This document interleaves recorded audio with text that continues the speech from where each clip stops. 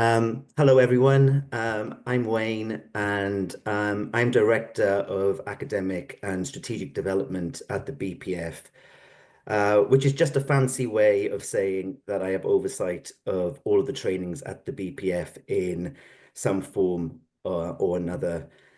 I'm really delighted to be here and to see so many of you here interested in our trainings in the North. And as Martin said, he'll tell you a little bit more about those later. I'm just going to give a little overview of the BPF more generally. And first, I just want to say that we are so excited about launching a foundation and a qualifying training here in the North. As a psychotherapy training and membership organization, the BPF prides itself on being nationwide. So although our headquarters are based in North London, around 32% of our members, whether qualified psychotherapists or trainees, are from the UK regions and outside London. We have a particularly strong presence in the southeast and in the southwest and in the east of England, and hopefully soon in the north. And also our staff are around the UK as well. I'm obviously, you could probably hear the accent. I'm in Wales. Martin is based in Manchester. Our CEO lives in Devon, and we have a member of staff in Birmingham and also somebody in Suffolk and lots of staff around Greater London. So we have a presence across the UK. I think it's a really exciting time to be involved with the BPF. And over the last 2 years, the BPF has undergone a huge period of growth and change. So we've increased the number of our members from 550 to 800 in this 2 year period. And we've really grown the community of skilled psychodynamic, psychoanalytic, and Jungian psychotherapists working across the UK. We've also grown from 4 trainings to 11 trainings, and the BPF portfolio of trainings now covers career progression from foundation courses through to qualifying clinical trainings, and then onwards to post-qualification trainings and continuous professional development. And we provide trainings for therapists working with parents and infants, children and adolescents, adults, and couples. Some of our trainings are based in what we call the intensive psychoanalytic tradition of seeing patients 3 or 4 times a week for long periods of time. And whereas other of our trainings focus on working with patients once or twice weekly. Our trainees, some of you potentially, become our members. And then we provide a professional home for you with professional events, opportunities for teaching, supervision, networking, knowledge exchange, and research. But we're also a charity, and we have some public benefit commitments too, which includes raising public awareness of what competent and evidence-based intensive psychotherapy looks like. The BPF is also committed to providing accessible and low-fee psychotherapy services to those who most need it. And during the last 18 months, 193 patients were placed, 118 with our trainees and 75 with qualified members. We also publish the prestigious British Journal of Psychotherapy, and the BPF is a thought leader in research and clinical practice. Many of our members, as well as being practitioners, are academics, researchers, and writers. The BPF was recently awarded Investors in Diversity status, and this means that we have been recognized by the National Centre for Diversity for embedding what are known as the Freddie principles: fairness, respect, equality, diversity, inclusion, and engagement into all areas of our work, transforming how we relate with our patients, communities, psychotherapists, trainees, and employees. And many of these Freddie principles are now also being rolled out across our seminars and our reading lists, and we're trying to diversify and to ensure that our training programs are more diverse and inclusive. So over the last 18 months, our members have benefited from 50 events, including clinical lectures, masterclasses, webinars, theoretical discussions, supervision groups, and conferences. The majority, if not all of these events, were delivered either as hybrid or online, so that our members in the regions could attend. And in the future, we plan to deliver more of these events away from London and to start a program of events here in the North. And I think Martin will tell you a little bit more about his vision for that later. I think I'll probably leave it there. I hope that gives you a flavour of who we are and what we do. I'll be here for the duration of the event, and I'd be happy to answer any of your questions if I can later about the general BPF environment and our plans for the future. Okay, back to you, Martin. Thank you. Thanks, Ben. There's quite a lot going on, isn't there? Quite a bit. Okay, well, that sort of brings me back into the northern developments, really. I'm going to talk a bit about the clinical trainings that we currently offer. We've taken in-house from NIA. We currently have a psychodynamic, which is a less intensive clinical training working with patients once or twice a week. And we also have a psychoanalytic psychotherapy training working with patients at a greater intensity of 3 times a week.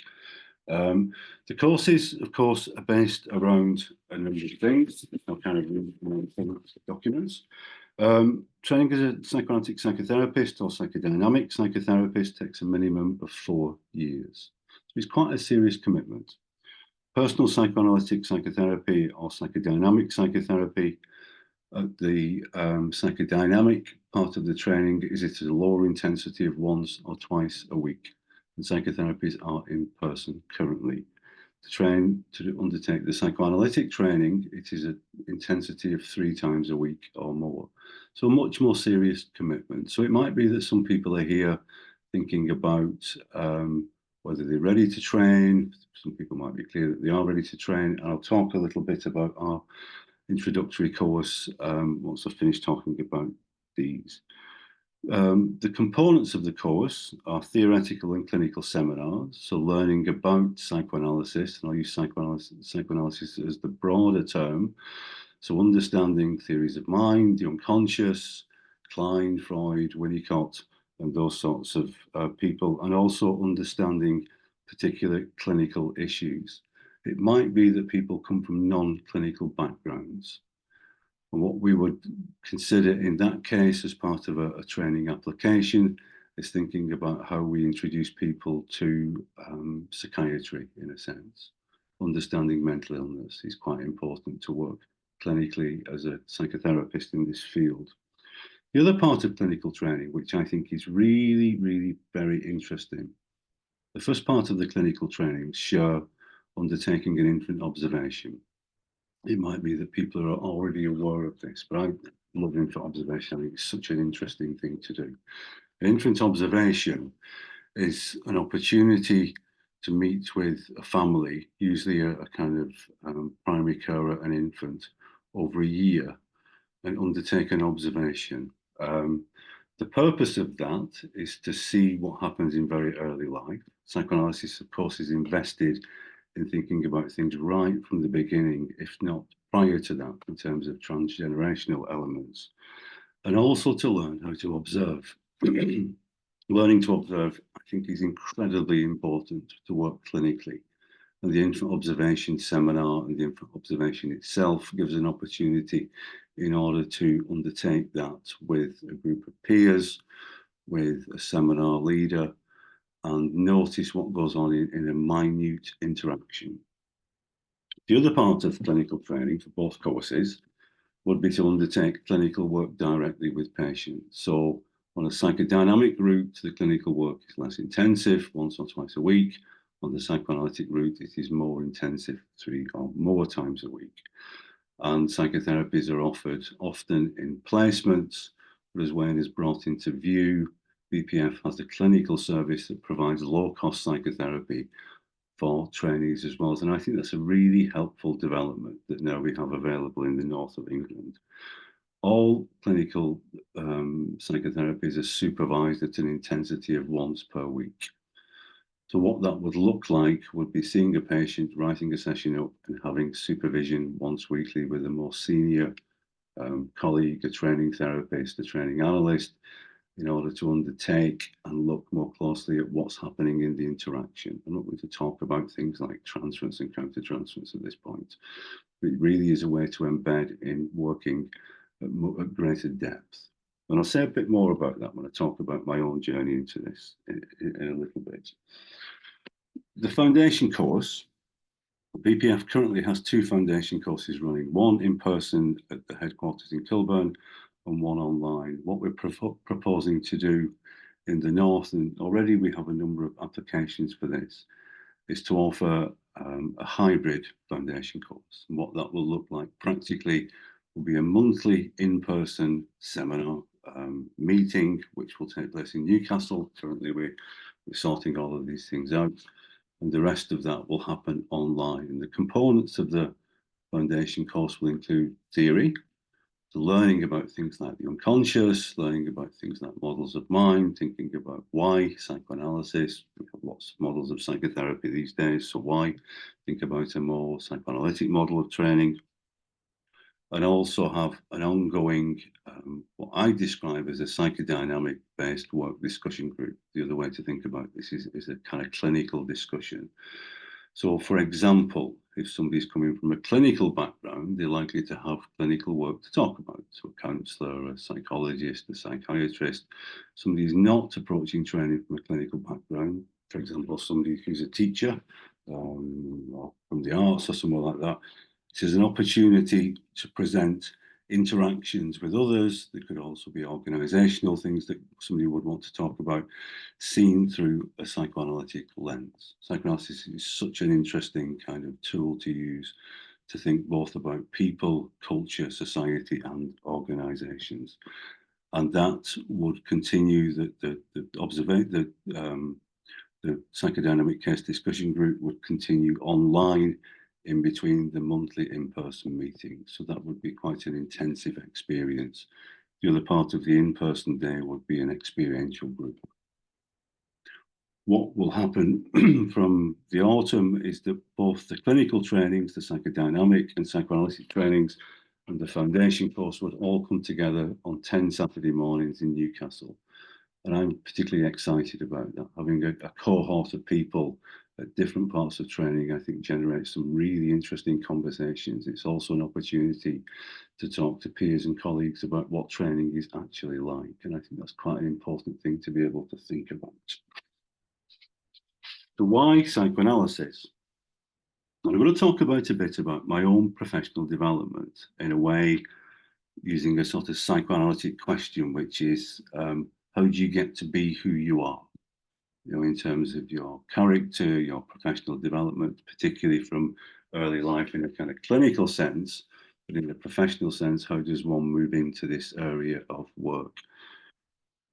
I started my professional life quite a long time ago now as a general nurse. And I didn't think that I would end up where I am. Somebody who said at that point, this is what I'll be doing, I wouldn't have bought that.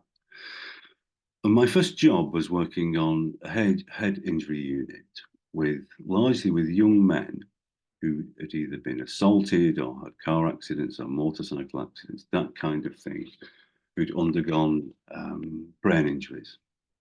And there was a couple of things that happened there that really, I think, began to move me into thinking about what happens on the interior. And I think thinking about it with hindsight, I became aware of things like defenses, how we protect ourselves from psychic pain. And I remember working with a young man who was probably a similar age to me, so I'd have been about 21, 22. So a level of identification, which is a way to think about how we understand relating to other people. And this young chap had undergone head injury, and he was quite disabled by this. It affected his gait, how he walked, it affected his cognitive processing, and of course it had an enormous effect on his parents.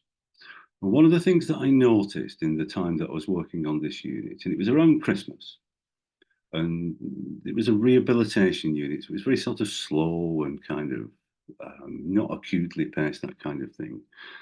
And I can remember the guy's name, but I won't use it. And his mum and dad bought him a new racing bike for Christmas. He was a really keen cyclist before he was injured and found his way in this unit, which was sort of catastrophic injuries. And they brought him a new bike for Christmas. And it really sort of struck me. I wondered what was taking place, partly because his balance was so poor that he couldn't ride it. His gait was so disorganized that he was not going to be able to use this. And it got me thinking really in quite a sort of serious way about what I was beginning to see. And I think it is with a lens of hindsight and what I've gone on to learn subsequently. And I think what I began to see was how his parents couldn't mourn for the loss. They couldn't begin to think about this change that their son had undergone, and they were operating as if he was how he was previously. And this really sort of kind of moved me. It was a terribly kind of sad experience. I think that then got me interested in what I think of now as defences, really, in kind of character formation. And that moved me into thinking about doing some more training for myself. So I then trained as a mental health nurse. I think the term was psychiatric nurse at the time. And I worked for about 5 years on a mother and baby unit. So a thing that I was not familiar with, that was really quite terrifying. I'd not been around babies. And what we did was work quite long term with babies from about sort of a week or 2 weeks old until they were kind of a year, 14 months old, and worked with the interaction between the primary carer, the mother, and the baby. And again, this was a sort of very kind of moving experience. And it got me thinking in quite a serious way. And at that time, we would have thought about this using as a sort of model of attachment to think about. But it got me thinking really quite seriously about, when does our character begin to form? How is our character formed? What is the impact of very difficult early life experiences? And these were ones that had various kinds of mental health problems at the time: depression, obsessional compulsive difficulties, and those sorts of things. That then moved me into thinking about working therapeutically. First training that I did was a person-centered counselling training.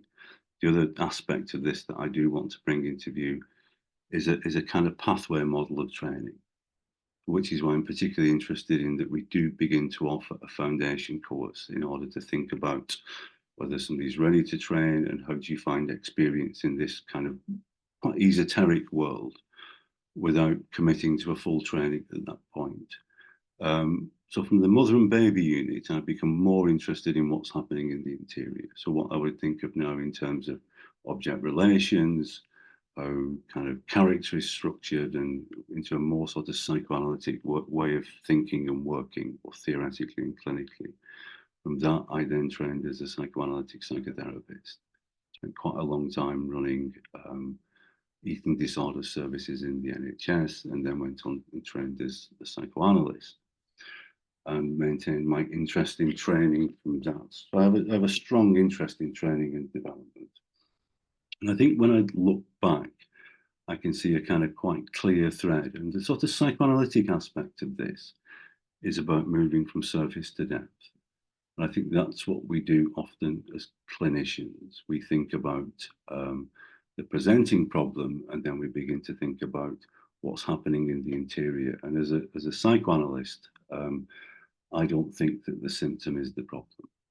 As an analyst, I think that the symptom is the solution to a problem. So quite a different way of thinking about mental illness. And the trainings that we offer are treatments of mental illness. So I think, I mean, hopefully that resonates with some people that are thinking about training at the moment, or maybe on trainings at the moment. What I want to do now is I'm going to bring in Flora Mikapopoulou, who's one of our current students, to say a bit about their experience prior to coming into training. Flora's also a counselling psychologist, and a bit about what training is like. So if you could sort of step in, Flora, and give us a kind of sense of those things. Good morning, everyone. So I'm at the moment about halfway through the 3 year of the theory cycle, and I'm doing this training kind of in tandem with working full time.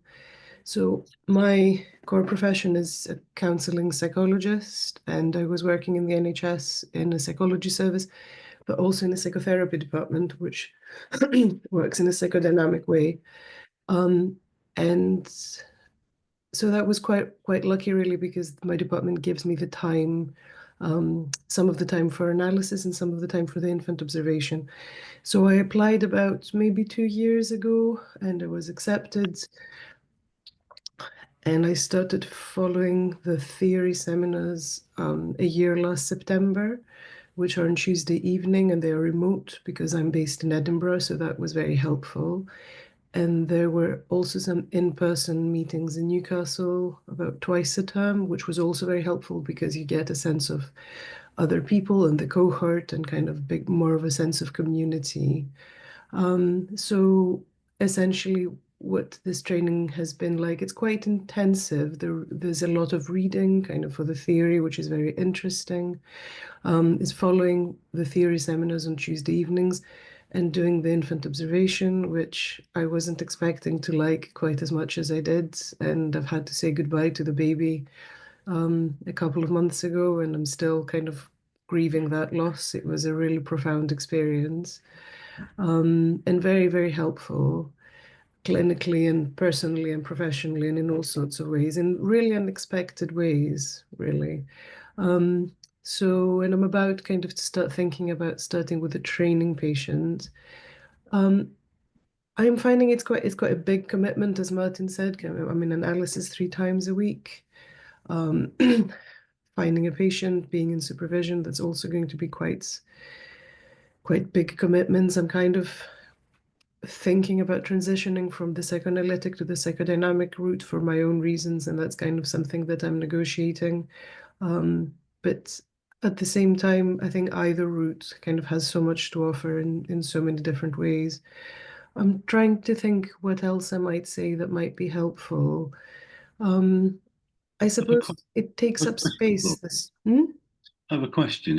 How do you go from training as a counselling psychologist, which is an intensive professional training in its own right, Uh-huh. to then wanting to do more? Because that seems like quite a big thing to me. Well, it isn't in the sense that counseling psychology is also very relational, and it believes kind of that one of the core values of the profession is that the therapeutic relationship is the vehicle for change, unlike clinical psychology, which is a bit more medical in some ways. I always had a personal interest in more relational types of therapy. My counseling psychology training was in cognitive behavioral therapy and person-centered.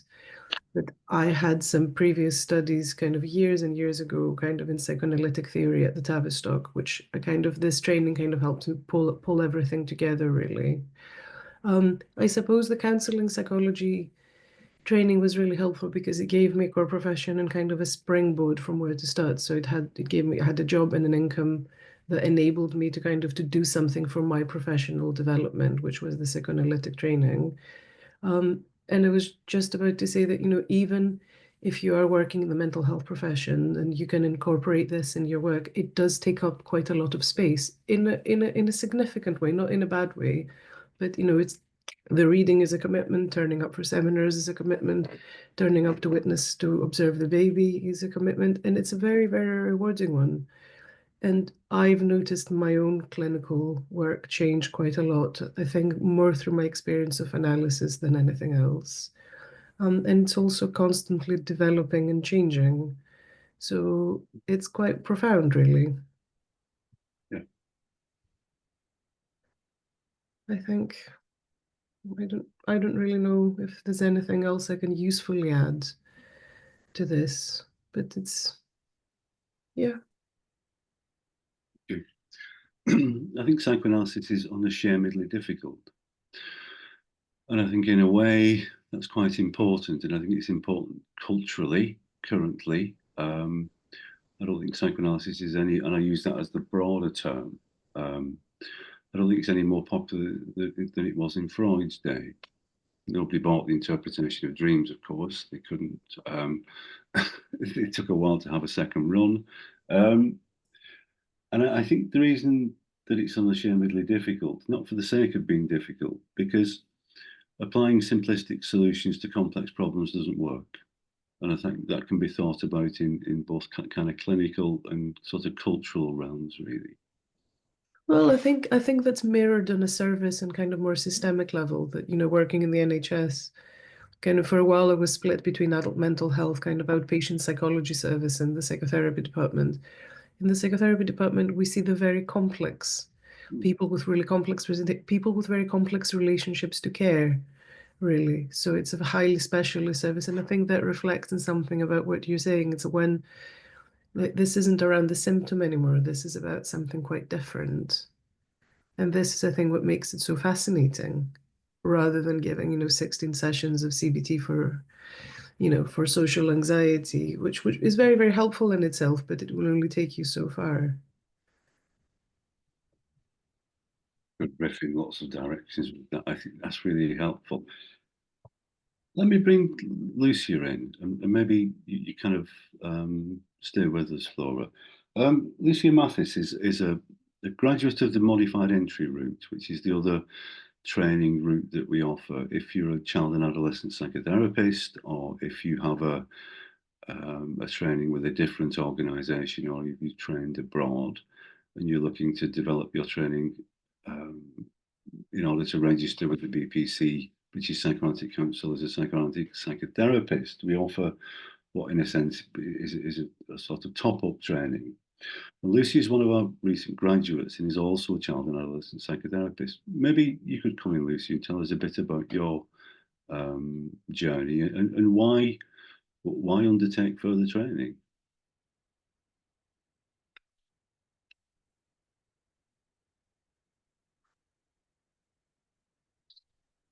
I think you're muted. I have a long journey. I think the adult training was, I guess, my last training and was really the cream on top of everything. I'm German, and I knew after my A-levels that I wanted to do a psychoanalytic training. And in Germany, you can only do it if you study psychology or medicine. And I studied psychology. And at the time, CBT was very much in psychology institutions. So I felt very not at home, I would say. But I was very lucky because psychoanalysis is much more widespread in Germany, and much more schools are there for psychoanalysis. And at the time, psychiatry and psychosomatic clinics, university clinics, were mostly in psychoanalytic hands. So while I was studying psychology, I went into the psychosomatic clinic and did research with them there. And after I qualified as a psychologist, my first job was then again in research, but also clinical work with children with cancer and their families. And I did my PhD in that as well. And then, because of my partner, we had to move either to England or to America. So I said I want to go to England because I want to do the training at the Tavistock. So we went to England. And I did, first of all, I mean, I think it was an advantage that I had a PhD, because it's quite difficult to come into another country and get all your qualifications acknowledged. So a PhD is the easiest one, I think. And I was then doing research again, first at the Anna Freud Center in UCL, then with King's College. And during this time, I did my preclinical training for the child and adolescent training, and at the Tavistock. And then and during this preclinical training as a child psychotherapist, you have to observe a baby for 2 years and smaller child for 1 year. And then I did my training between 2005 and 2009 at the Tavistock in the under 5s team and in Hemel Hempstead in a normal comes team. And after that, I had several jobs. And one, I think, more important one was I worked 3 years in the impact study. That is the short-term psychotherapy model in child and adolescent psychotherapy, which is usually in the study it was with adolescents between 12 and 18, I think. And so I worked with short-term models during my training in the under 5s team, but also in this study. which is a manualized therapy for 28 sessions, and there is also parent work with it. Then I applied for a job in the north, and I work as a child psychotherapist in Northumberland since 2014. And then because it was extremely busy, we have 5 different clinics all over Northumberland, and I work from morning till evening. And I thought I had to counter something there to free up a little bit space in my mind, which I use for myself. And there was this training with NEAPP, and at the time I got some money. I don't remember if there was some tax you got back from your training time. And then I decided either a new kitchen or the training. And of course, I went straight away for the training, which I really, really enjoyed. And I mean, most of it, I think, at the beginning was the theory, which, I mean, because I worked 5 days, it was very difficult, because I had to read at the weekend, and I had a relationship, so it was not easy, but I really enjoyed it. I think it was really the right thing for me to do. It freed up some space and also benefited, I think, my child psychotherapy in my thinking, and bringing me back to the base, really, to psychoanalytic thinking. And then, I mean, the theory course goes for 3 years, and during these 3 years, I started my first intensive case, and I had to do 2, so 1 for 2 years and 1 for 18 months. And with both, I extended the therapy for 1 year, because it seemed that they are just not ready after this time. And so I extended both for 1 year, which I think was also for them a good decision to do.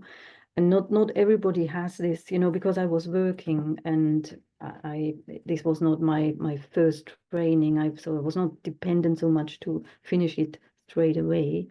I had the luxury to do that.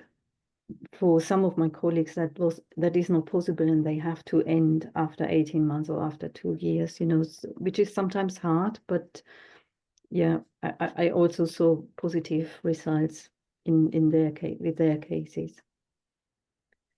And I had really good supervisors. I really enjoyed this time. And sometimes I thought I went into this supervision, and it was 1 hour really very energetic and enthusiastic time where we reflected on the sessions. I can only say I really, really enjoyed it.